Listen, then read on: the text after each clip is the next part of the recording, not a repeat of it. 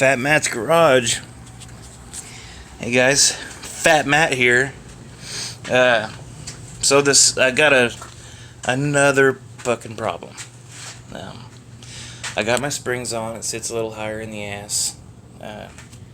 New control arms on. Got that problem solved. But a friend of mine who I work with came up to me and said, "Hey, he's building a car for Outlaw Armageddon. It's gonna be kick-ass. It's a really, really cool build. I do like it." But he asked some question. I can't remember what it was. Something about pistons, piston to valve clearance is what it boiled down to. And I didn't have an answer for him. I didn't know right off the bat, so I gave it a quick Google search like everybody does. And to my surprise, it said 202 intake valves, which his motor aside, my motor right now, I've got 202 intake, 160 exhaust, 190cc intake runners, and then 60cc combustion chambers. There's a ton of forums out there that say, yes, you can run 202 valves on a stock bottom end. The small block Ford, this is the 88 model, so it's got 4-valve relief pistons. You ask 10 people and you get 10 different answers. I'm here to tell you, from proof, you cannot run 202 valves with stock pistons, 4-valve relief or not, because the diameter of the valve is too large. They are 4-valve relief, but a smaller diameter, you understand, for a smaller diameter valve. Once you go bigger than that eyebrow, the valve in the head gets taller than that. That may not make any sense, but I used my pinky to be more precise. It's precise measurement. But honestly, I'm pissed off. I'm pretty mad about this. 'Cause I'm supposed to be racing, and if it's not one thing, it's another, it's another, it's another. But it's just, guys, it happens. So when you guys watch this video, I know, at some point in the next couple weeks, people I work with or friends or whatever are going to say, I told you this, I told you that, and blah, blah, blah. You're not telling me anything I don't already know.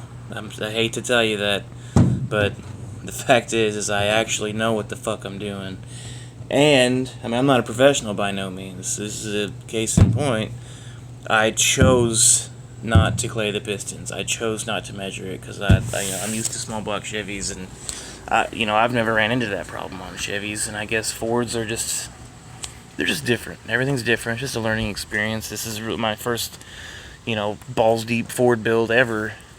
Usually it's Chevys, and they don't have problems like this. And to be honest with you, this will probably be the last Ford that I mess around with, just because Chevys they're just better, guys. They're easier for me, cheaper. So my plan from here forward is I'm just gonna gather all my parts. I have no money. It's gonna take a while. Push rods. Probably gonna go ahead and get a new set of valves. And I'm telling you, they just barely grazed the piston. Now, I missed third I've been driving this like this. I missed third the other day, and I think I probably slapped like $6,500, maybe $7,000 even, and it did absolutely nothing. So the facts are, yes, I could get away with continually running it. I could get away with it because it's just a really, small sliver of where it's just kissed the piston. The valve just kissed the piston, guys. It's not bad. And I could get away with it. But I don't want to be the guy that goes to the drag strip and,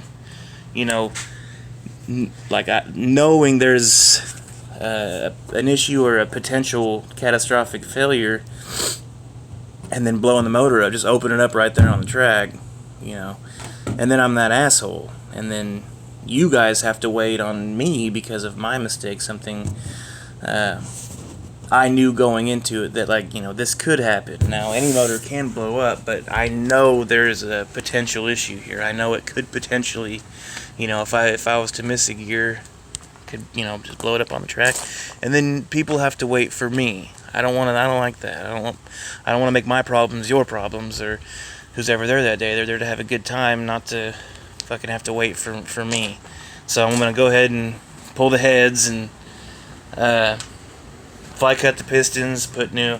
I'm gonna do some things a little different this time around. It'll run exactly the same, you know, once it's all said and done. But I'll have the peace of mind knowing that, hey, I've got, you know, adequate piston to valve clearance.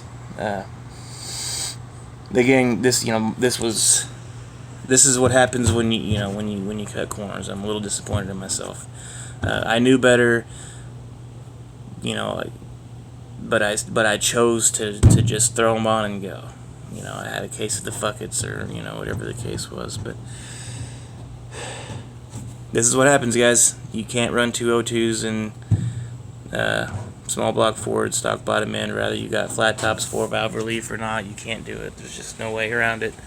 Don't try it. This is going to be fairly expensive on my end. I'm probably going to take the heads to a machine shop, have them check it, you know, change the valves, lifters. But honestly, I truly believe if my lifters weren't so old and shitty, you know, if they were new and had a lot of pressure, I honestly think it'd be a lot worse. But because they're hydraulic roller, there's forgiveness in the lifter.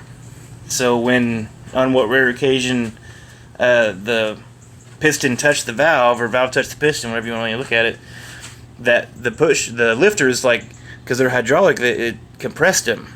So having shitty lifters kind of saved the day. I'm pretty sure.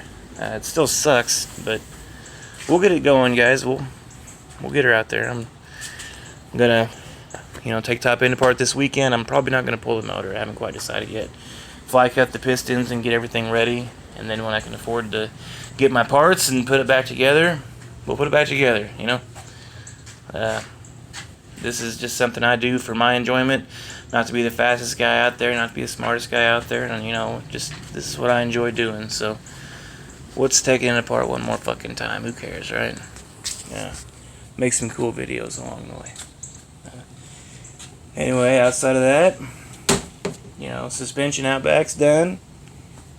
Things are going pretty good. That just, you know, sucks assholes, and it's gonna be more things I gotta fix. Anyway, this video's gone way too long about me rambling about shit you guys don't care about, but felt the need to keep you guys posted because I said I would. Anyway, thanks for watching, guys.